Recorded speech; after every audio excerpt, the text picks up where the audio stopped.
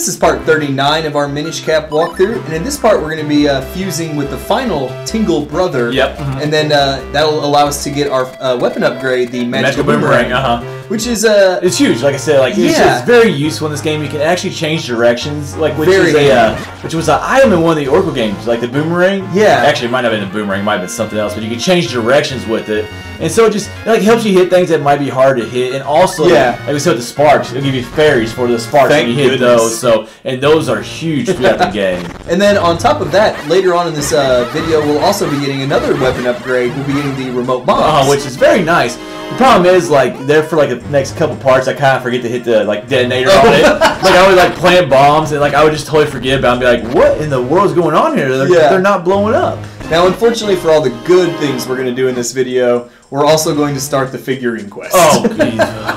And we'll just talk about that. I was actually just going to try to talk right through it. Yeah. Just talk right through it, not even mention it. But yeah, we'll talk about that more when we get there. But it's definitely probably the most tedious thing for me personally. Oh my gosh. In any Zelda game that I've ever done. It's bad. It's bad. Now, okay, so the fourth Tingle is Knuckle. Yeah, it's Knuckle. So we got Knuckle, Ankle, Tingle, David Jr. And David Jr. And yeah, Tingle. Yeah, like where does David Jr.? They ran out of body parts. Like, so you got Ankle, you got Knuckle. Yeah. I mean, well, Tingle's not a body part though. Yeah, I guess that's true. That I know of. That's true. I just, just David Jr. makes no sense whatsoever. We've been giving poor David Jr. a hard time. That's the outcast brother right there. He is. He is. Like you said, what happens to them? Like what happens to the other brothers? Like maybe, do you think that he maybe killed his brothers? And became the new Tingle. Because, his name's David Jr. And he didn't want to be David Jr. And then he becomes the new Tingle. Hey, we said there's probably a dark, tragic story to the Tingle brothers, what happens to him. And you know what? Him being Majora's Mask would make perfect sense for the whole Zelda timeline.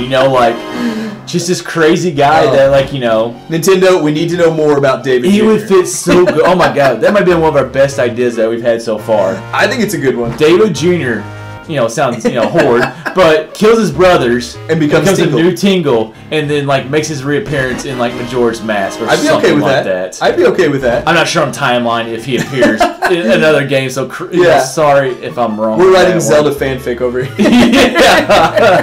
We should have saved this for the figurine part. Yeah, no doubt. Because that's kind of boring. I feel like I mentioned this maybe the last part. I like how the four Tingles, the fusions create this really cool central area where you have to go into all four of these compartments, and light the torches to get the prize. Yeah, and we stack up. I think in that first one we maybe got 200 mysterious shells. I think so. Yeah. I'm not sure on the count, but I know we got mysterious shells. Very these next threes will begin. And these next three will be getting red Kinstones, which are just very, like we said, very valuable throughout the entire game. Which, honestly makes them kind of nice prizes if you don't get all four of the Tingle brothers. If you just Definitely. If you can't find them or whatever, you still get something out of it. I definitely got 3 of these when I was first playing, and definitely did not get the last one. I don't think I knew how to get there.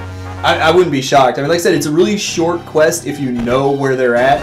Otherwise, though, it can be hard to find them. Well, Tingle really never gives you anything in a Zelda game, does he?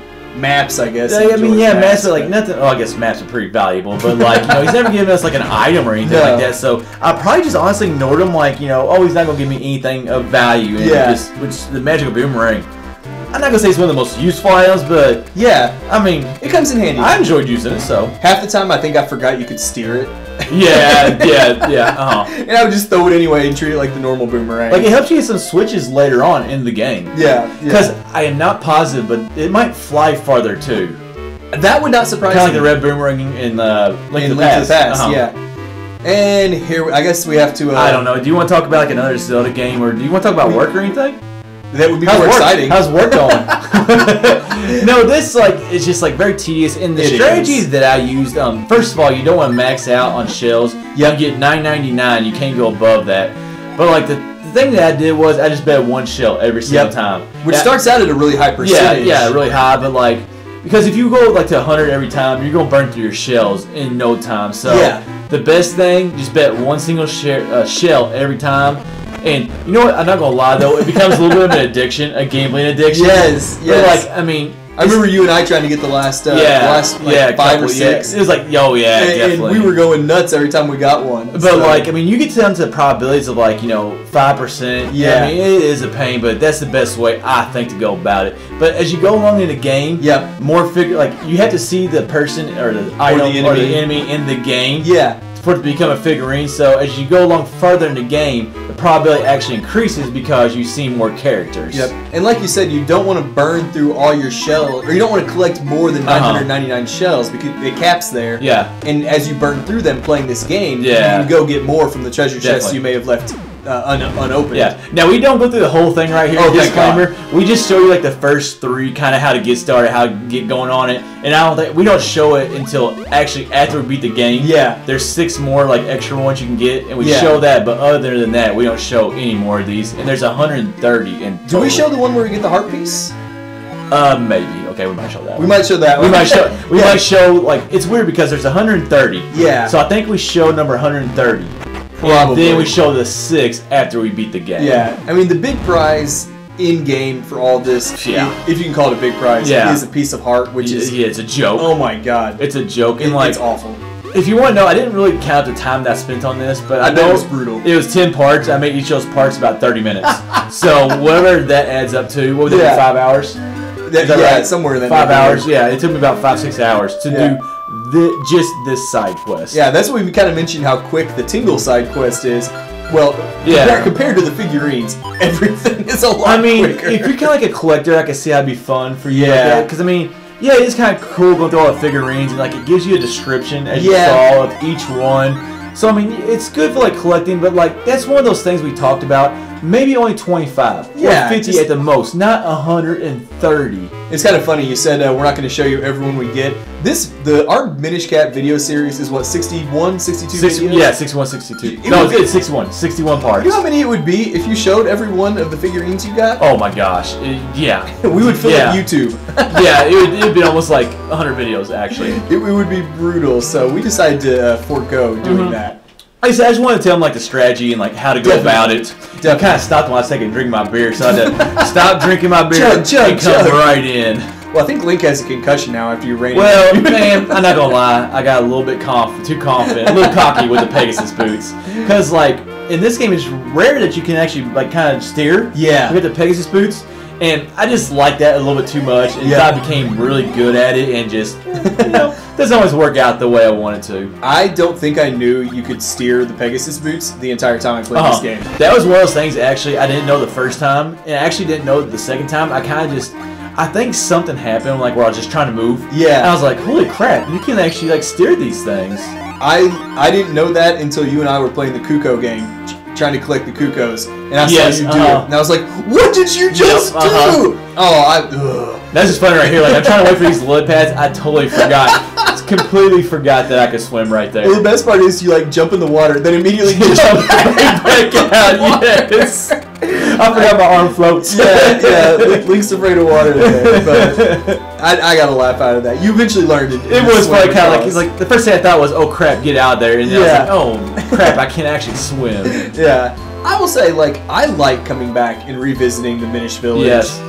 You know, like not the Minish Village, but like the forest area. I just always love the forest area themes. Like that one is it's no different at all. This entire section though, between the outside of the Minish Village or the Deepwood Shrine and the Minish Forest, all have really good songs. They do. I'm with you on that. There's a lot of good songs in this entire game. That I agree with. I just like because we have said this, like it's the first part of the game, and you're getting to go back kind of like to the first part and like where the adventure, where the journey started. Yeah. And it's cool, like, to fuse with the was it the Elder that we just fused with? That is, crap, I forgot.